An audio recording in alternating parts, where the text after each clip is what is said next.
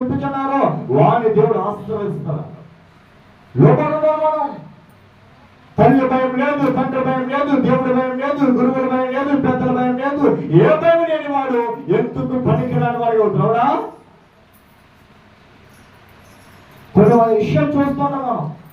లోపల వాళ్ళు వారు ఏం చేస్తారంటే దేవుని యొక్క వాక్య ప్రకారం ఇలా చాలా మంది ఎవరు చూడండి, ఎవరైనా చనిపోయారంటే వారి హాస్పిటల్ నుంచి అంబులెన్స్ మీద తీసుకొచ్చినప్పుడు అది యుద్ధానికి వెళ్ళి దేశం కోసం, కుటుంబం కోసం, ఏదో గ్రామం కోసం ఏదో ప్రాణాలు చచ్చిపోయినట్టు అది చచ్చిపోతే దరిద్రమైన వాళ్ళు చచ్చిపోతుంది అనేంటి ఊరంతా ఊరేగించుకుంటూ ఒక పనికి ఏమవుతుందంటే దేవుని వాక్యం నెరవేరుస్తుంది కదా, పాపము కూర్చున్నట్లు వారు లోకమును చెడిచి వేస్తారు. ఏం చేస్తాడు?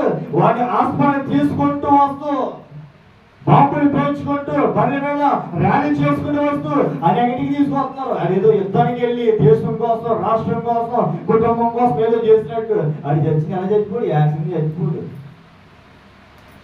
ఇంకా కొన్ని తీర్చచ్చు, ఇంకా దరిద్రాలు ఏది పని మన దేశానికి, మన గ్రామానికి, మన పట్టణానికి ఏదో ఉపయోగపడినట్టు అది పెద్దది